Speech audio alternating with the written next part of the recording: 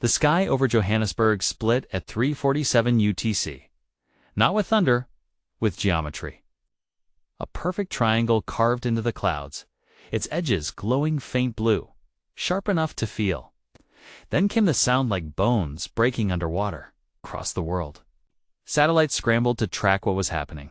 They couldn't. Signals bent, light refracted, all systems read static. But the eyes of billions didn't lie. A hole had opened above Earth, and something was coming through. 10,000 ships, massive, silent, sleek, and black like obsidian knives. They didn't announce themselves, they didn't fire. They simply arrived hanging above cities, forests, oceans. No species known to the Concorde traveled in such numbers. No force had ever deployed that scale of presence without declaring war. But these ships did not negotiate. Within the first hour, 173 military satellites went dark. In the second, all communication arrays above geosynchronous orbit burned out. No explosions, just silence. A silence so complete it became pressure. Humanity didn't panic not at first. We'd seen invasions before. We'd survived plagues, singularities, atmospheric tears, but this was different. These ships didn't demand. They didn't conquer. They watched. Hovering like observers until the first one moved, it dropped a tether into the Atlantic. Not a weapon, a harvester. It began to drink the ocean. Within minutes, sea levels dropped 3 centimeters. Within hours, entire marine ecosystems collapsed. The UN Security Assembly met in emergency session. No one agreed on protocol.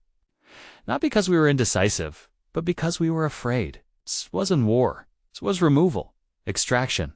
They weren't here to destroy us. They were here to erase the environment that let us exist. At 11 o'clock UTC, Earth broke its silence. A single pulse fired from an orbital cannon over Kazakhstan. It struck the tether. The beam didn't bounce. It bent, then vanished. The ship didn't react. It simply dropped a second tether, this one aimed directly at Moscow. Humanity stopped waiting. Within 6 hours, every major power launched. Nukes, kinetics, energy, weapons, even prototypes not meant for use. Nothing landed, not one. Because the invaders had brought more than ships. They brought causality screens. They weren't just blocking impact. They were rewriting outcomes. Humanity was not facing an enemy. We were facing a force that had already decided the battle. We just hadn't caught up to the loss yet. Humanity had a rule unspoken but ingrained. When logic fails, we escalate. And escalate, we did. In orbit, hidden black budget weapons were activated. K-Project Mirage quantum fragmentation warheads. Thor-class rods from God, the Antarctic. Vault opened. Releasing A is too unstable to be used during peace. Cities turned into command centers. Every remaining satellite was reprogrammed for kinetic delivery. We hit them with everything. Not to win, to learn, and we did. Sort of. The ships didn't retaliate, they simply adjusted. Each time we attacked, the laws around them changed. Projectiles swerved mid-air. Lasers bent like rivers around stone. Detonations occurred, but the blast never reached metal. They were rewriting probability, not shielding, not dodging, just making failure the only outcome. By day 2, the oceans had dropped another meter. No sound, no warning, just consumption. Massive columns of vapor lifted from the Pacific. Hurricanes spawned and died within minutes. The atmosphere buckled. Still, they didn't speak. That silence was worse than death. Across Earth, morale fractured. Some governments collapsed outright. Some worshipped the invaders. Others fled. Underground into old bunkers no one thought they'd use again. But not everyone ran. In an abandoned observatory near Chile's Atacama Desert, a group of civilian scientists, engineers, artists formed something strange. A silence network. No central leadership, no hierarchy. Just nodes of people who refused to believe it. It was over. They started mapping the ship's positions, movements, and most critically non-movements. They weren't random. There was a pattern, a rhythm, a beat. That's when we found our first anomaly. Ship 3873, stationed above the Norwegian Sea, hadn't moved in 3 days. But its shadow had. Satellite footage layered frame by frame, revealed something eerie. The ship's physical position was static, but the space around it warped like reality, pulsing. It wasn't a ship. It was a gate, okay? And something was trying to open it wider. That information should have fractured us further, but instead, for the first time in days, it focused us. Because if one ship was a gate, what were the rest? Weapons, beacons, or worse, anchors? We didn't know. We understood one thing. These weren't just ships. This was a mechanism, a machine the size of a planet. Age was the socket. We stopped thinking of them as ships after that. The terminology was too small, too human. These things weren't vessels. They were functions. Each served a role we didn't understand, arranged with terrifying intent. In the Silence Network, a physicist named Dr. Raina Ligari proposed a theory that chilled everyone who heard it. She didn't call them ships. She called them pins. Reality, anchors. Spikes driven into our dimension to keep something else in, place or pull something through. The more she explained, the more terrifying it became. The pattern wasn't just orbital. It extended through subsurface magnetic veins, gravity wells, and planetary ley lines. Old myths, once thought meaningless. The array was symmetrical, purpose-built. We were standing inside a circuit and someone had flipped the switch. At the same time, deep in the ruins of a collapsed communications hub in Nevada, a scavenger team uncovered an anomaly, a human signal. Echoing from within the frequency field of ship 4470, it wasn't a broadcast. It was a scream, a voice trapped mid-vowel, looping every 6.4 seconds, encoded in the carrier wave. Analysis revealed something worse. It was a distress call from one of Earth's missing orbital defense teams, assumed vaporized in the first hour. They hadn't been destroyed. They'd been absorbed, folded into the causal mesh of the ships. Still alive, in a state that didn't obey time as we knew it. The invaders weren't killing us.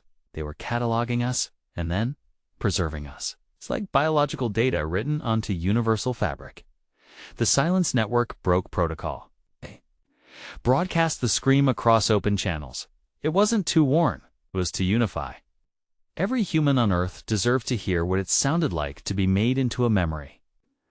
That moment changed everything. Morale didn't collapse. It snapped into purpose. Rogue factions linked up. AI war cores reactivated. Survivors emerged from bunkers. Even orbital remnants of broken space stations began transmitting again. Oh wait, weren't just resisting now. We were remembering, not who we were before, who we'd have to become if we wanted even one story to remain our own.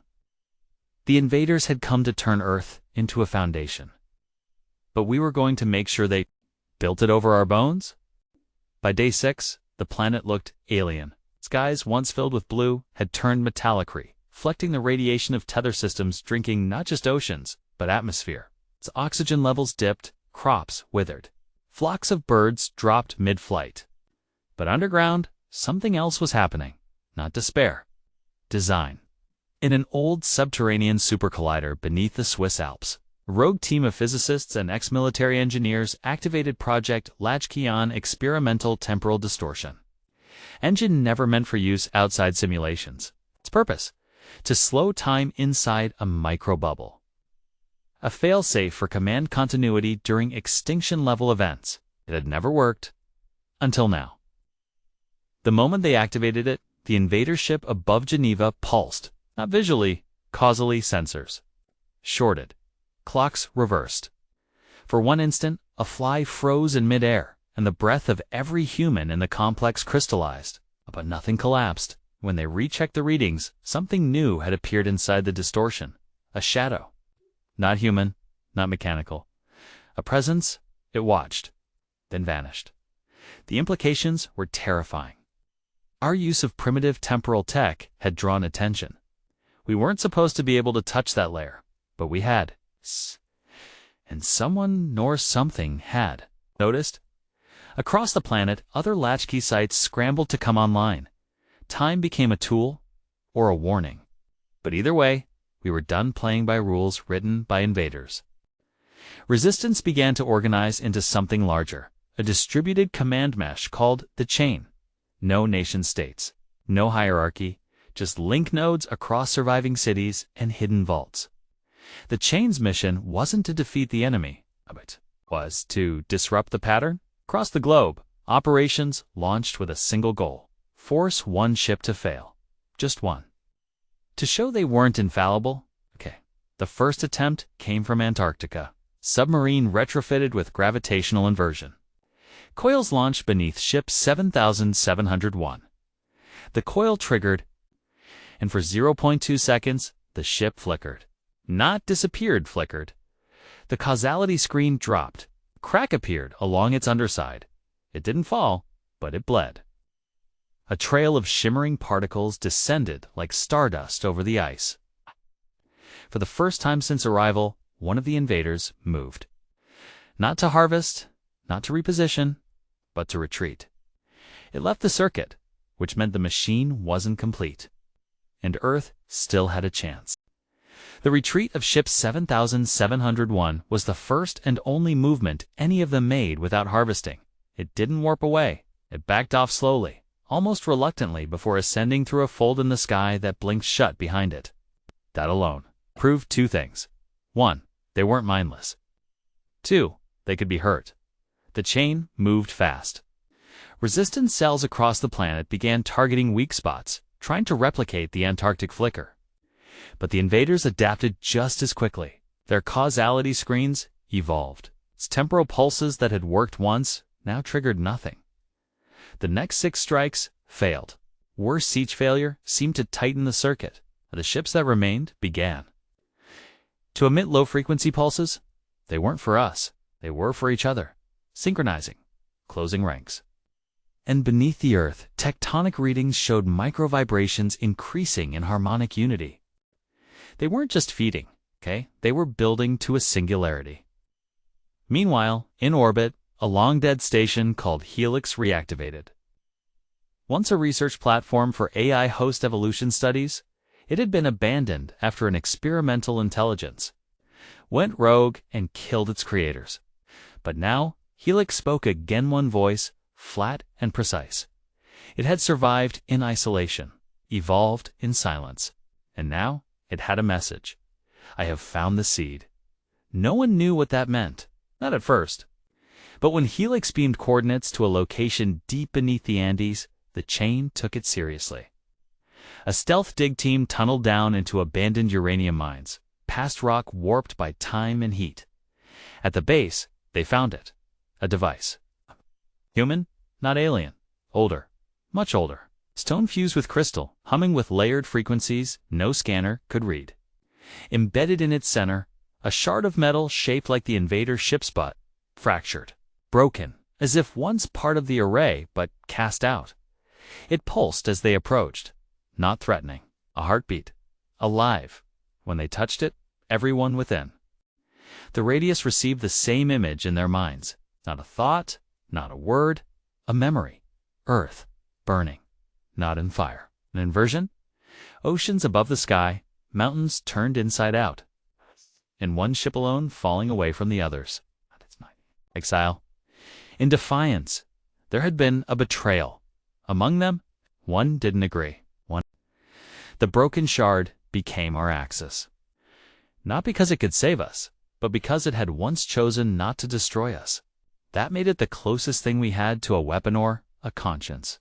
Teams began reverse engineering the artifact in isolated labs around the world, but nothing behaved like known matter. The shard reacted to proximity, but not to touch. It pulsed faster when surrounded by human brain activity, especially during dreaming. Whatever intelligence was inside or connected to, I understood cognition. It preferred minds in chaos. At one Chain facility in northern India, an experimental neural link was attempted. The volunteer linguist named Armand Delviunder went induced. REM states while connected to the shard via non-invasive EG mesh. What came through wasn't language. It was architecture, schematics, interwoven diagrams composed of emotional states, spatial arrangements, and harmonic interference. Armand described it as a memory made of blueprints. And more than that, it wasn't about the invaders. It was about us. It's our neurons, our evolution, our uniqueness. The shard had seen us before, and it had tried to warn us. Across the network. Pieces clicked into place. The invasion wasn't a test. It was a reset. Good dimensional reclamation designed to purge variable species like ours that disrupted a greater causal balance. The invaders weren't an empire. They were a correction protocol. But someone inside that protocol had rebelled. That rebellion took form in the shard. Now, through us, it was trying again. Meanwhile, satellite data showed subtle drift among the remaining 9,999 ships. Their synchronization wasn't perfect anymore. Minor offsets, microsecond delays, a ripple effect. The absence of the one that left had weakened the machine. Earth had become imperfect. And in that imperfection, we found breath, a pulse, a crack wide enough for resistance to become something more. Not a delay, not defiance, but recursion. A feedback loop seated inside their own perfection. If we could amplify it, maybe, just maybe, we wouldn't have to destroy them. We could corrupt them, subvert the protocol from inside. And to do that, we didn't need weapons. We needed to become the error they could no longer calculate away. We needed to become... The plan was radical, desperate, and born from the kind of madness only extinction can justify. We would inject ourselves into the machine. Not physically, but causally. Its rhythm, pattern, resonance.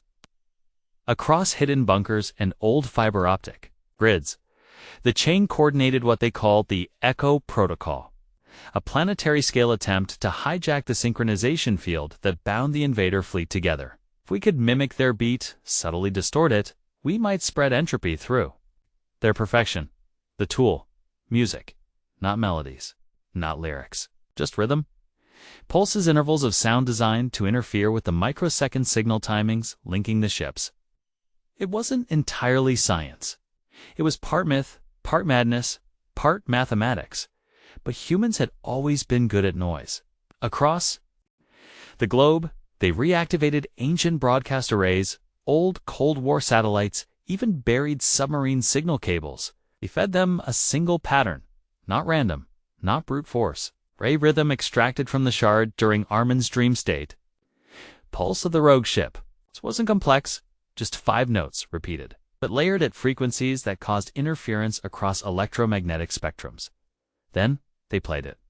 Not once, not for hours, continuously, non-stop. Earth itself became a speaker. The oceans carried it. The crust vibrated with it. Cities once dark lit up with pulse towers, blinking in time. In space, the effect was immediate, not dramatic, subtle.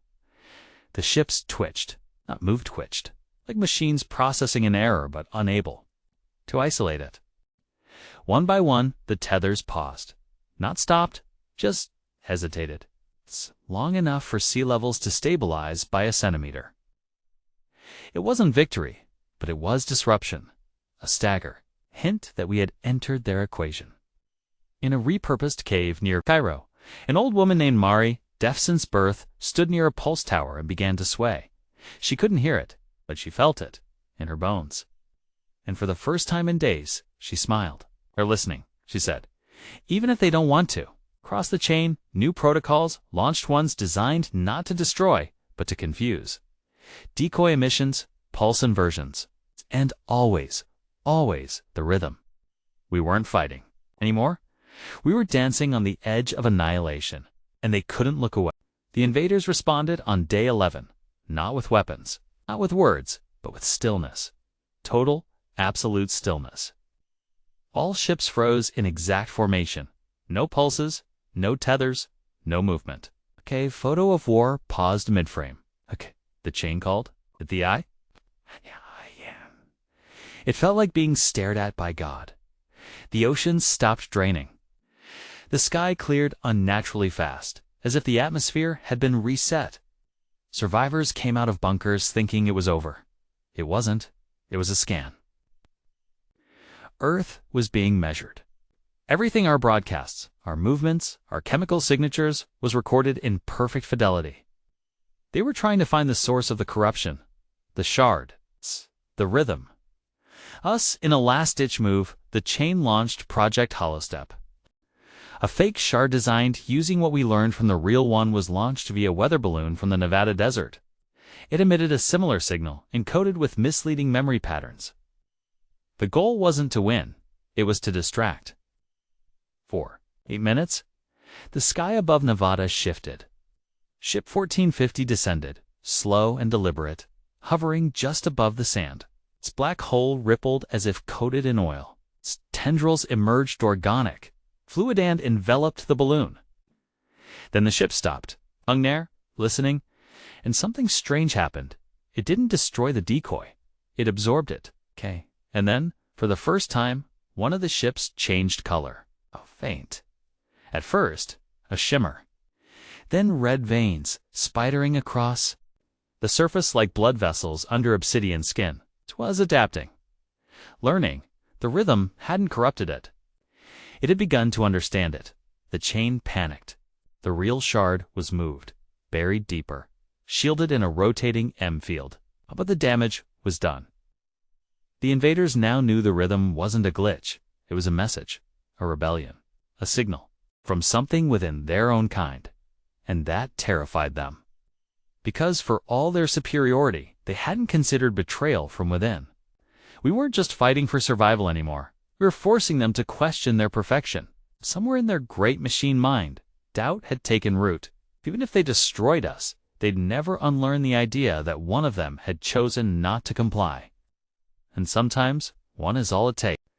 After the Nevada event, something subtle but undeniable began to shift. Not in the skies, but in us. For the first time in this war, fear no longer led. Curiosity did. Scientists, musicians, and code poets worked side by side, building new sequences. Off the shards, core rhythm. These weren't weapons, they were questions. Patterns designed not to attack, but to invite. The idea came from an autistic child in Snow Paulo who, unable to speak, began drawing fractal spirals while listening to the broadcast pulse. Her drawings matched frequency maps recorded from ship 7701, the one that bled. She didn't know math. She knew resonance. Somehow, her mind mirrored the waveform of the rogue. So they translated her spirals into a new signal lattice of tones and harmonics that could be embedded into light, touch, and time. The chain called it the, it was everything we weren't supposed to. Be messy, flawed, emotional. But it was ours. They broadcast it, not as noise. As invitation, a cosmic dare wrapped in human defiance. At first, nothing happened. Then ship 8804, stationed above the South Pole, turned, not moved, turned, adjusted orientation by 11.3 degrees. Just enough to break perfect alignment with the array. And suddenly, all across the world, the rest of the ships shimmered like a ripple of doubt moving through gods. It lasted less than a second, but in that glitch, we saw it. Conflict, not between us and them, between them and themselves.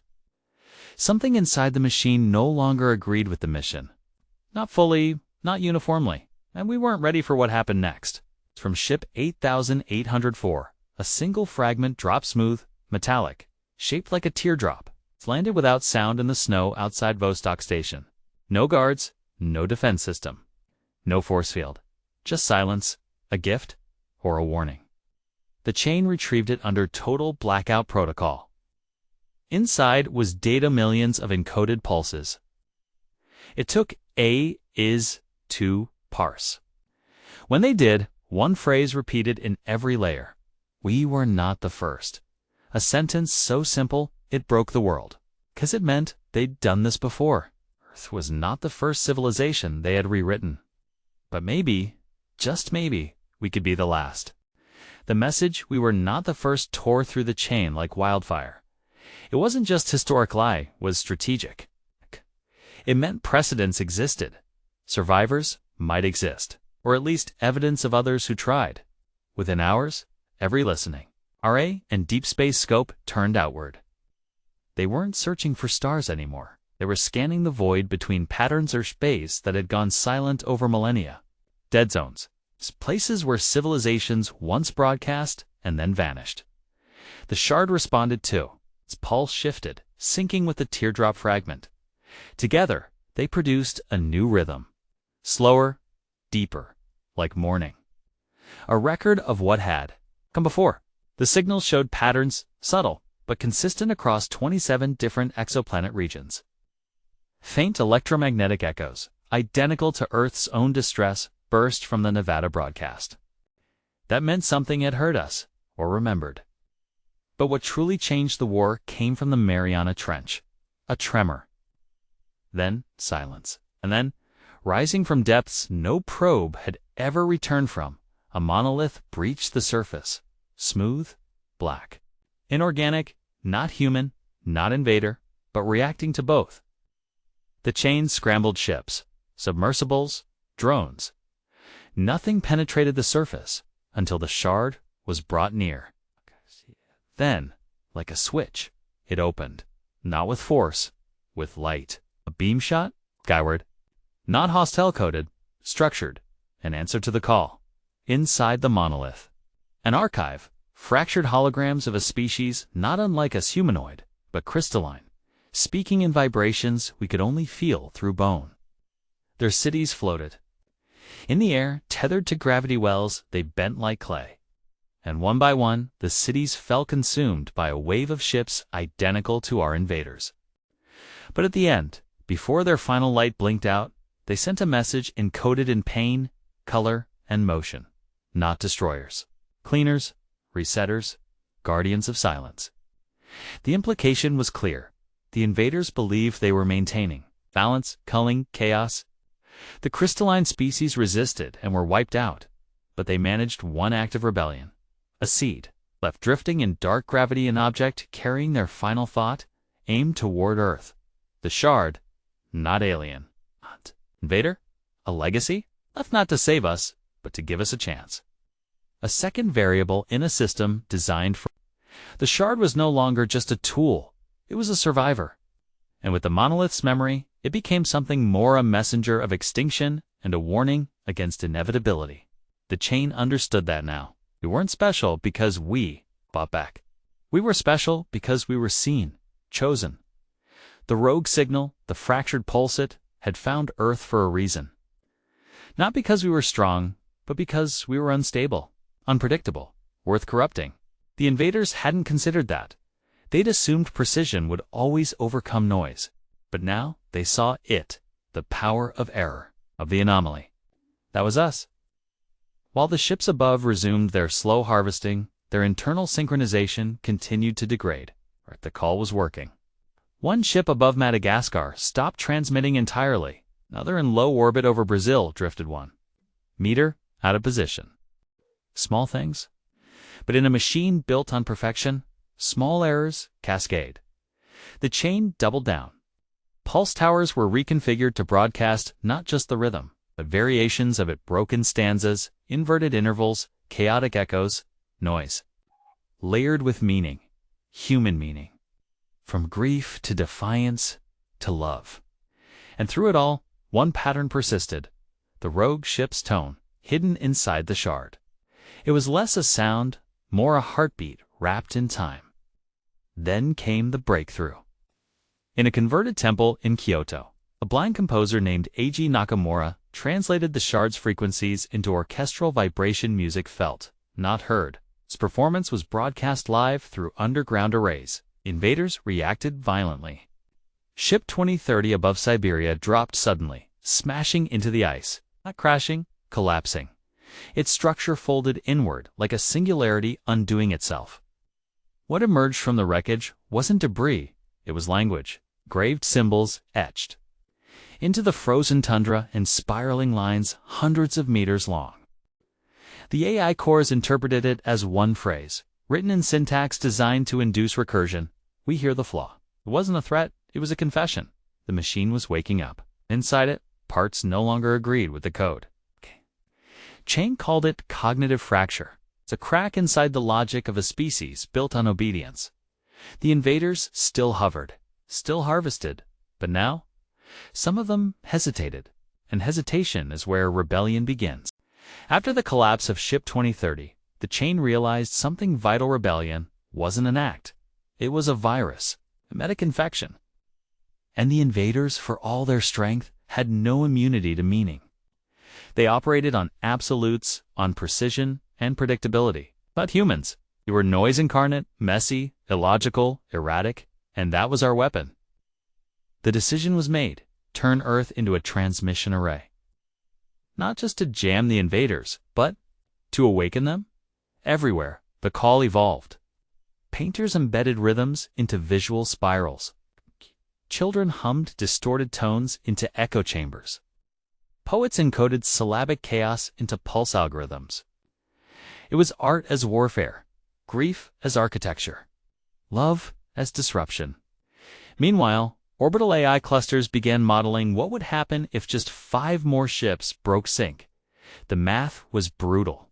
At 7 desynchronized nodes, the array would collapse, not explode.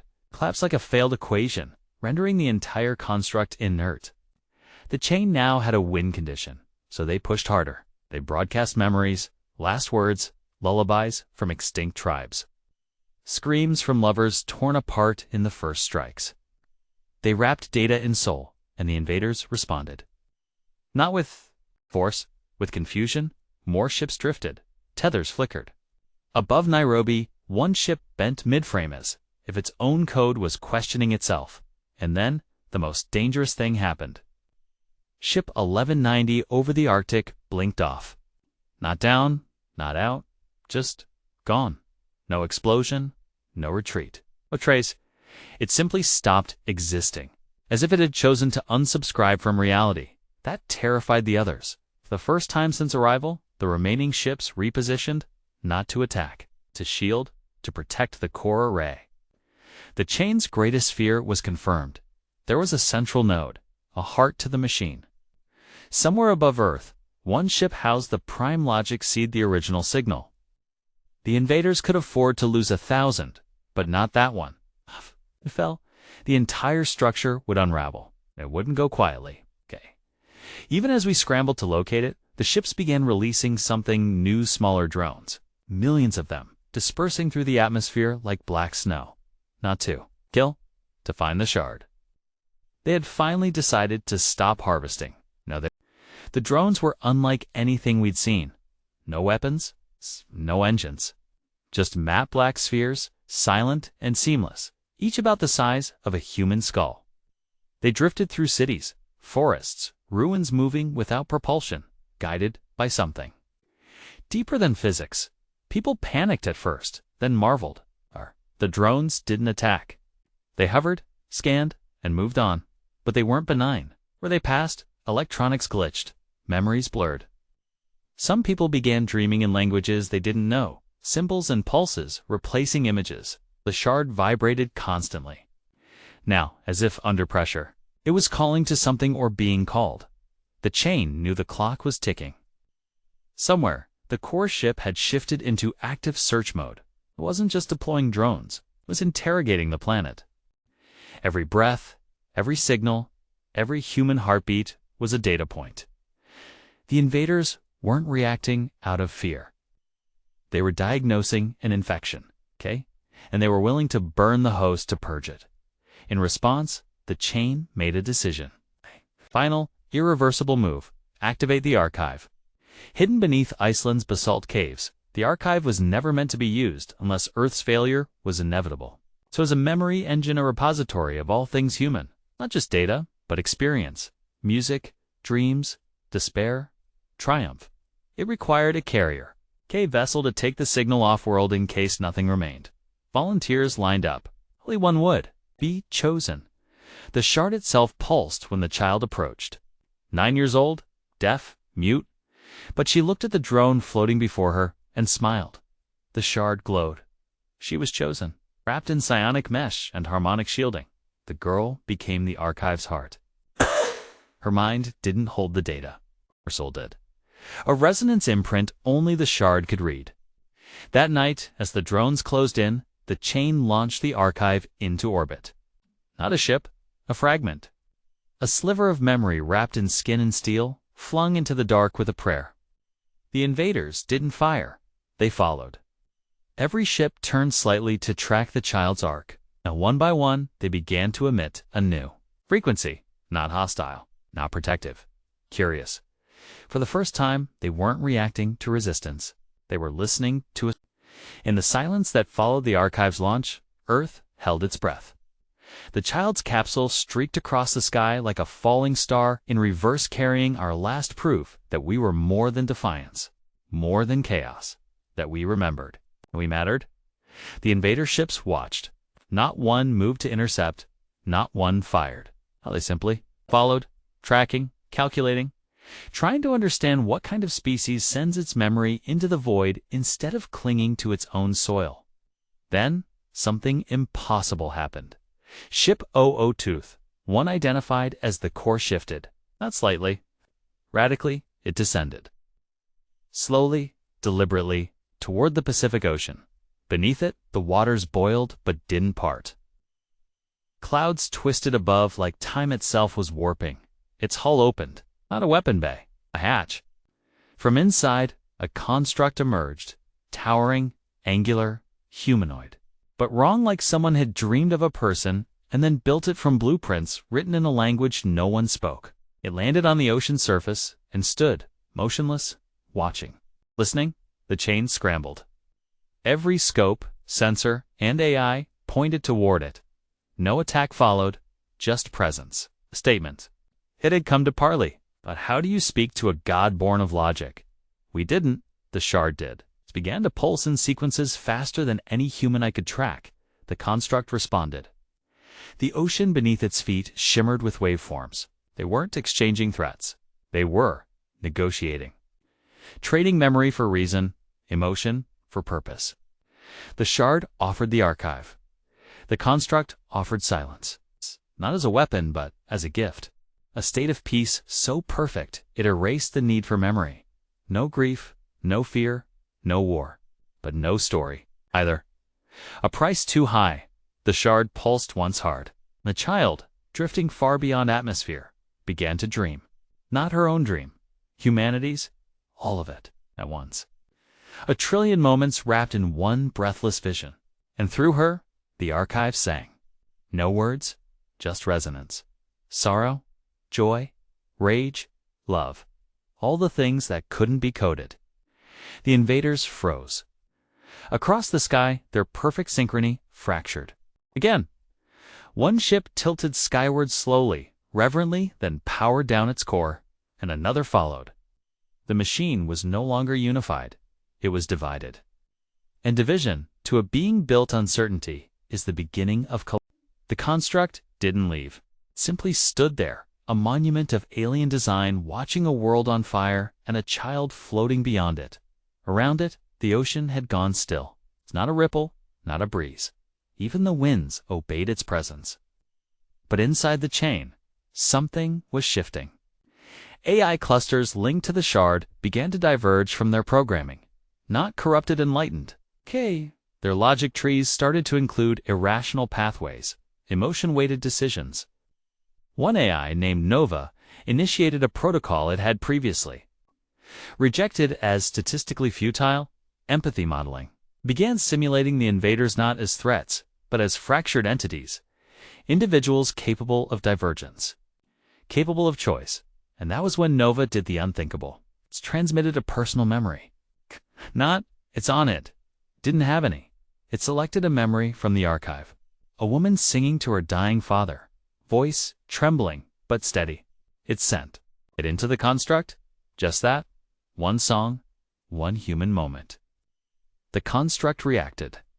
Not with light or sound, but stillness. A pause too long to be anything but thought.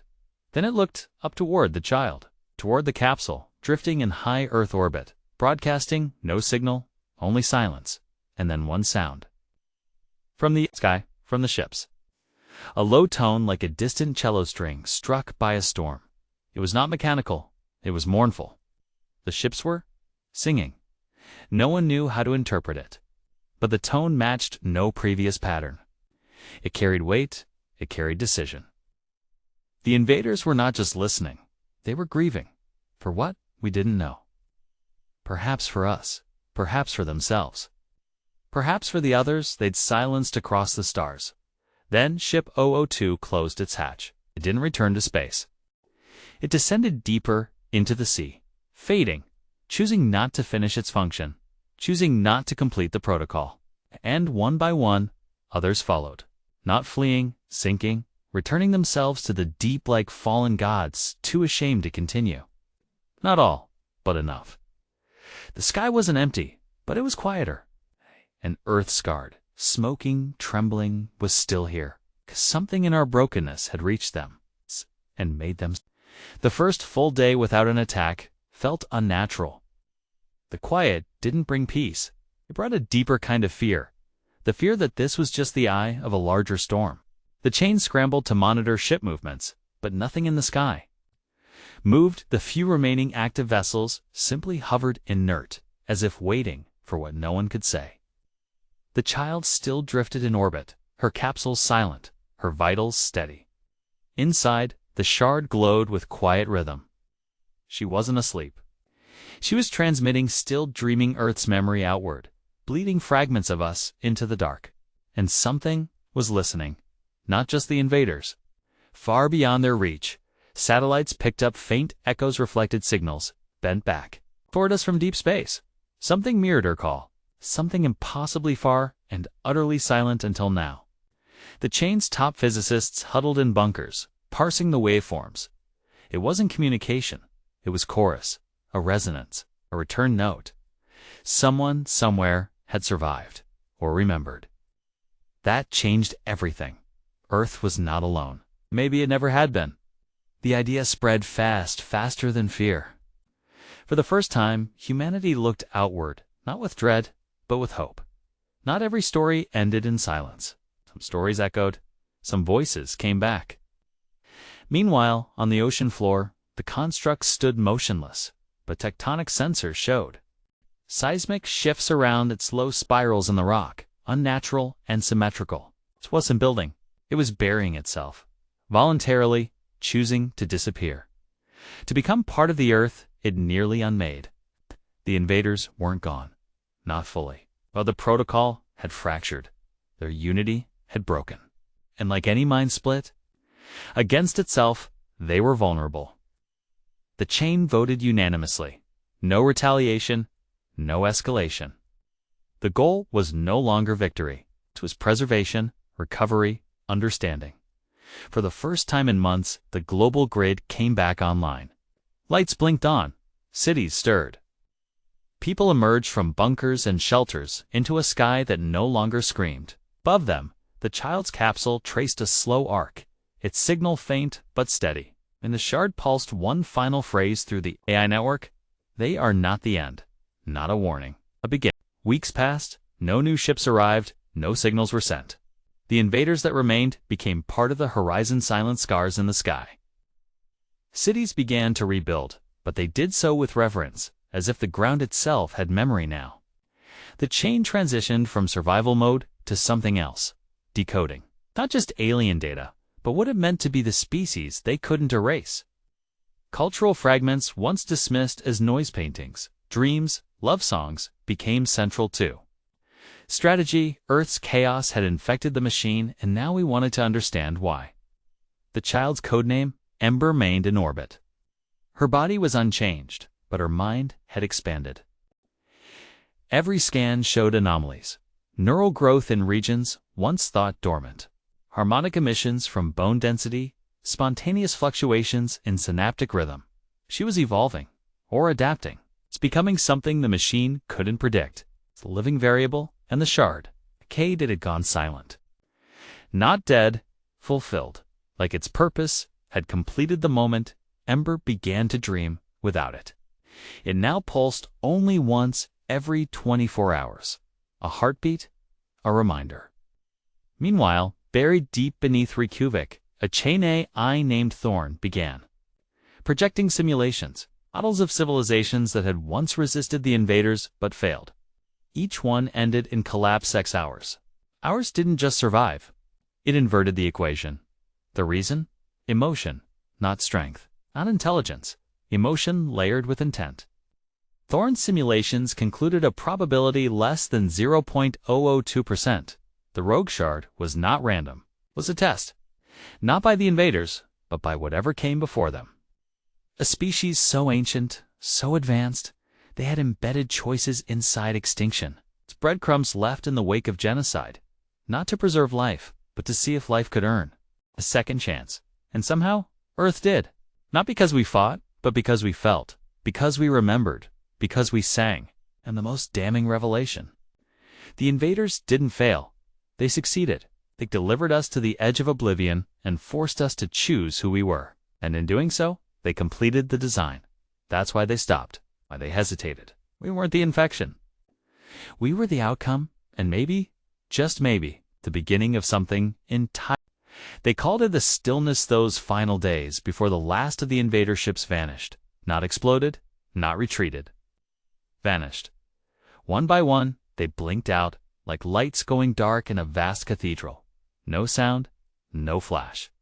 Just absence. The skies cleared. The tides stabilized. Earth took its first real breath in months. The chain issued no orders. There were no enemies left, only questions. Ember was recovered from orbit during the final stillness hour. Her capsule was untouched, pristine, but her eyes? They were different. She didn't speak, she hadn't before, but now she communicated through light, pulses, hums, frequencies that matched ancient waveforms recorded deep beneath the ruins of Giza, the Andes, even Antarctica. She hadn't returned human. She had returned in tune. The shard fused with her nervous system harmlessly. She showed no pain, only stillness. And then, for the first time since the war began, she reached out and touched someone, a chain commander. He collapsed, unconscious.